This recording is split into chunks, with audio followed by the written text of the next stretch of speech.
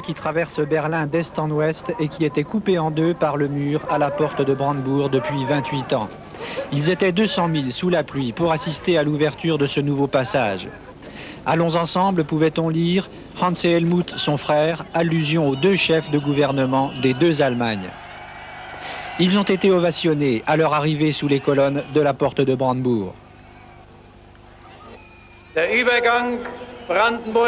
Ce passage n'est pas comme les autres, a déclaré le Premier ministre de RDA, Hans Mudrow. On a dit que ce mur devait être utile aux populations, mais il leur a fait très mal, que la puanteur de la guerre ne se fasse plus sentir. Peu de drapeaux et peu de slogans pour ou contre la réunification. Ce fut surtout la grande fête interallemande, le cadeau de Noël aux populations des deux Allemagnes. Aujourd'hui, tout le monde passait sans visa par les deux chemins piétonniers de la porte de Brandebourg. Seuls demain, les citoyens des deux Allemagnes traverseront ces passages et ces frontières interallemandes sans aucune formalité. Selon certaines informations en provenance de la radio panaméenne, le dictateur, le général Noriega, en fuite aurait été arrêté. Mais une information non confirmée par la Maison-Blanche. C'est le premier titre de l'actualité en bref avec Anne Ponsinet. Panama. Ce soir également, le nouveau vice-président panaméen échappe de justesse à un attentat. Dans la journée, les États avaient faussé les résultats du vote. Des informations en provenance de Bucarest. Il semble que la situation se tende autour du bâtiment de la télévision roumaine où les chroniqueurs appellent la population à ne pas se coucher, à être vigilante car ils craignent des sabotages de la part, je vois l'image, peut-être verrons-nous cette image ensemble. Ils craignent une intervention de certains saboteurs favorables à l'ex-dictateur Ceausescu. Est-ce qu'on peut avoir les images avec une traduction de nos amis roumains? Non. Ça semble poser des problèmes. Je vous ai en tout cas donné l'essentiel de l'information qui vient de nous parvenir donc en direct de Bucarest. La bourse, le mois boursier avec Jean Lebert. Hausse sensible à Wall Street, Christian. Sur un marché modérément actif, l'indice Dow Jones a gagné 20,26 à 2711,39, nettement au-dessus de la barre des 2700 points. Pour les brokers de chez Raymond James, il s'agit d'une hausse technique. L'opération de window dressing, effectuée jusqu'à hier par certains gestionnaires, entraîne aujourd'hui les opérations de rachat. À cette analyse, j'ajoute la forte hausse des commandes de biens durables, plus 5,1% pour le mois de novembre. C'est une bonne nouvelle pour l'économie américaine, une bonne nouvelle que les boursiers ont appréciée à sa juste valeur. Sur le marché des devises, le dollar reste faible à 5 francs 83,30, à 1 Deutschmark 70,65 et à 142 yens 25. Voilà, pour les autres places européennes, vous connaissez la formule magique, 3615 code ECOA2. Bon Noël et à mardi prochain. Bon Noël, Jean Lebert. Les unes de vos journaux que vous pourrez lire demain, après 7 jours de conflit, avec bien sûr l'événement majeur, la chute du dictateur et la joie d'un peuple, Isabelle de Lyon. Libres, les Roumains veulent être libres. Leur histoire qui s'accélère fait la une de vos journaux, la une de l'Alsace. Mais combien de souffrances ont-ils enduré, endureront-ils encore pour effacer la tyrannie de Ceausescu? Une question qui s'inscrit en lettres de feu à la une du Ouest France. En lettres de sang dans le Dauphiné libéré qui montre l'insoutenable, une photo du charnier de Timișoara. Fin de la grève des NMPP, la vie a repris dans les kiosques où vous retrouverez donc tous les magazines. Photo par exemple qui célèbre à sa manière l'ouverture de l'Est, concours avec pour la première fois des amateurs russes pour un témoignage sur la vie quotidienne en Union soviétique. Cela pourrait s'appeler un SGV, skieur à grande vitesse, 224 km/h sur les planches. Sciences et Vie Junior explique comment les technologies de pointe permettent d'améliorer la recherche de vitesse, mais on ne sait toujours pas comment fabriquer l'âme d'un champion. À l'heure des bilans, 89 sera une bonne année pour l'architecture. Le Moniteur dresse le panorama de ces grands projets issus de la liberté de la création. Voilà, des dernières informations en provenance de Bucarest. Peut-être verrons-nous l'image en direct de la télévision roumaine. Je laisse le soin à notre interprète de nous donner les informations. S'ouvre une nouvelle page dans la vie politique de la Roumanie. S'ouvre une nouvelle page dans la vie politique. Moment,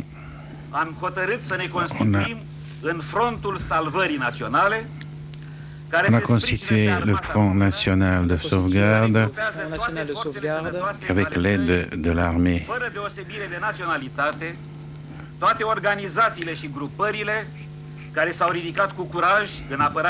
Toutes les organisations qui sont soulevées contre la tyrannie totalitaire, il faut instaurer la démocratie, la liberté et la dignité du peuple roumain. Dans ce moment, se dessous tous les pouvoirs de clan Ceausescu. Le Conseil d'État arrête son activité. Tout est pris par le... Information, vous voyez donc la mobilisation, en même temps l'inquiétude de cette situation en direct que vous venez de vivre donc à Bucarest. Merci en tout cas de nous avoir suivis. Bonne soirée et bonne nuit. Le rendez-vous avec l'actualité, c'est samedi et dimanche avec Daniel Bilalian et Philippe Gassot.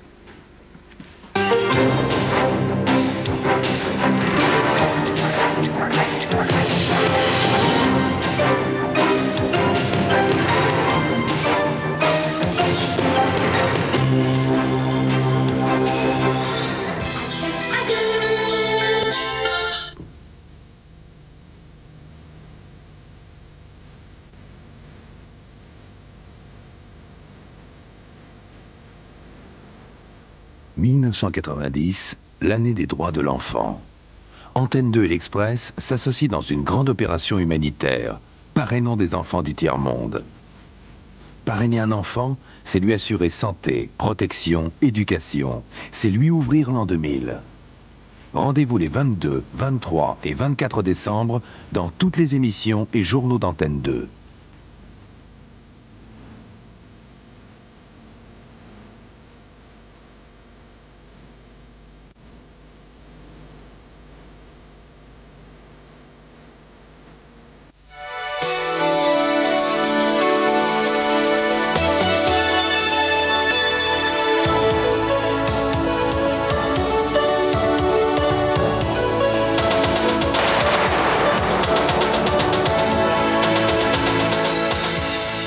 Madame, Monsieur, bonsoir, rebonsoir. Nous allons vivre un congé de fin de semaine dans un premier temps plus frais, plus ensoleillé, et ensuite retour de nuages et d'une relative douceur.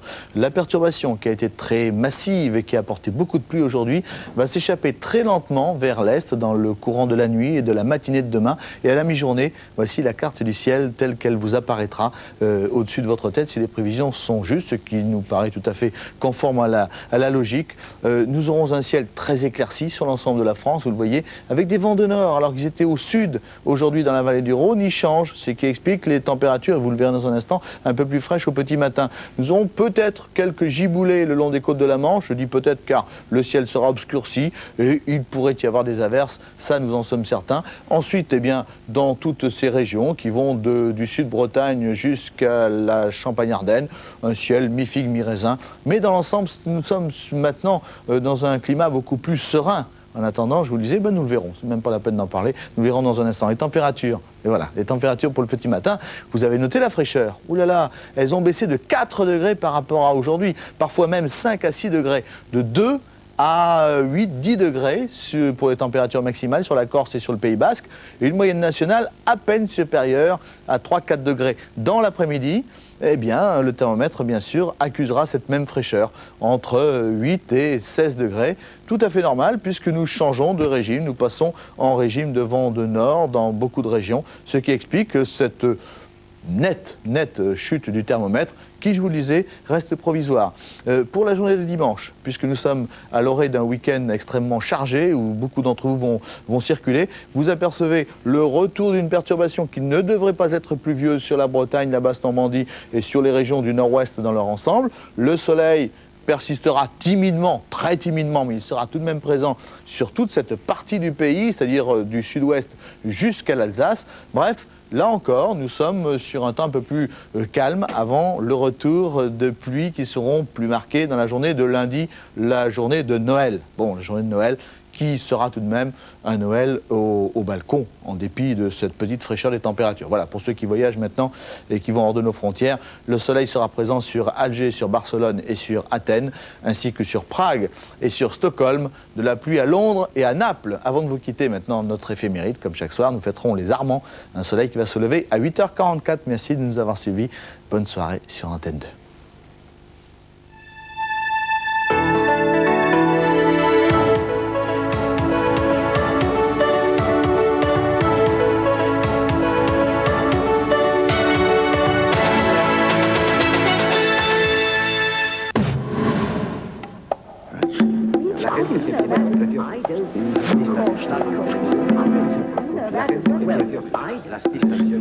Si vous me demandez de parler de la démocratie, je dirais plutôt que j'ai des inquiétudes. Je suis bien sûr démocrate. Je trouve qu'il y a plus ou moins de démocratie quelque part ailleurs.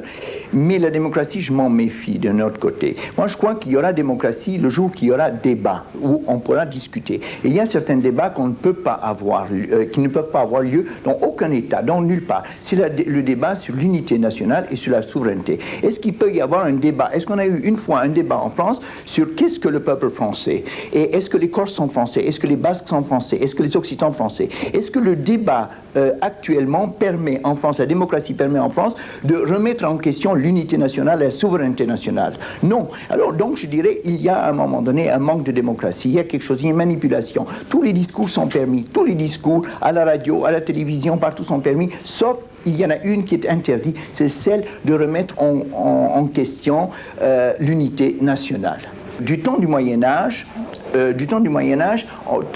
tous les peintres peignaient une dame avec un enfant dans les bras. Du temps de la bourgeoisie, tous les peintres ont peint des bourgeois. Du temps de la royauté, tous les peintres ont peint des rois sur des chevaux, David et compagnie. Du temps aujourd'hui, qui est au pouvoir, la société de consommation, on peint des bouteilles de Coca-Cola en bronze ou en ready-made ou en compresse des voitures, c'est-à-dire la société de consommation est au pouvoir. Donc, première constatation, ce n'est pas l'artiste qui décide du sujet. C'est toujours le pouvoir qui décide du sujet qui veut que l'artiste peigne.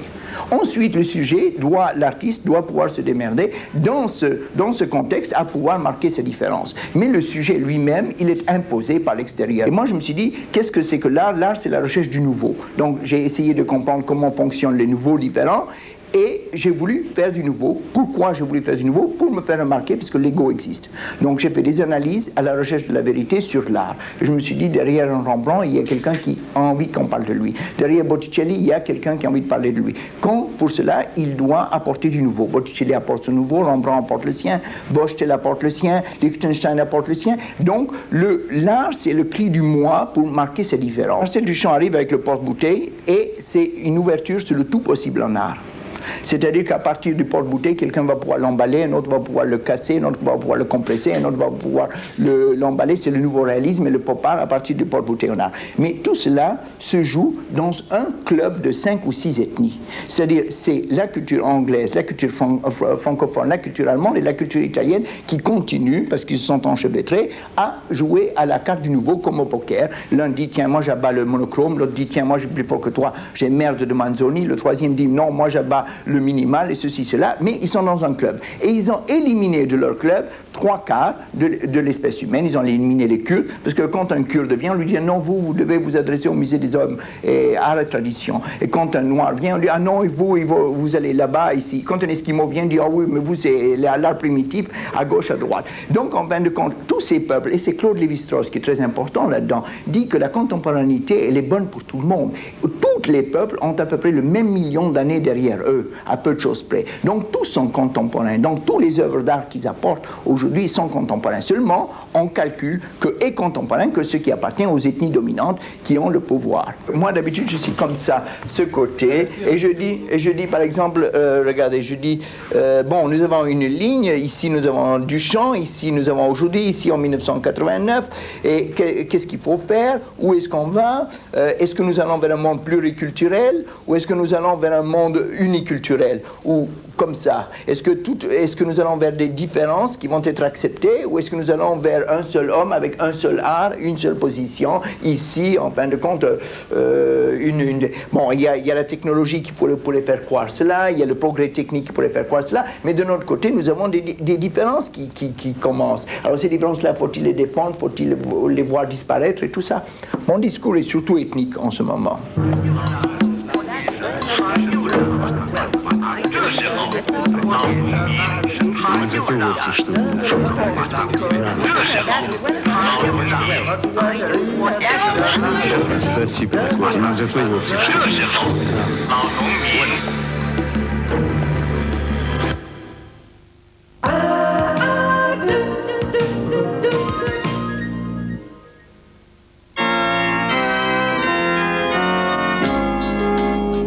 Bijou Caprice, l'or à tout prix.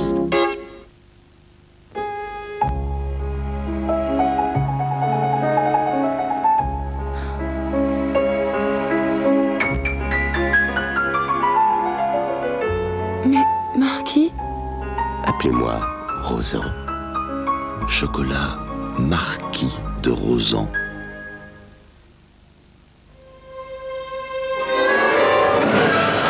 Place à la douceur. Ultra Glisse de Wilkinson. Wilkinson, armez-vous de douceur.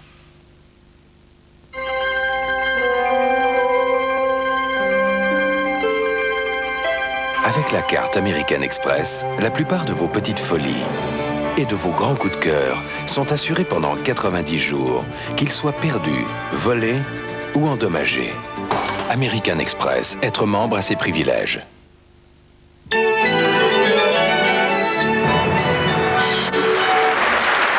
Bijou Caprice, l'or à tout prix.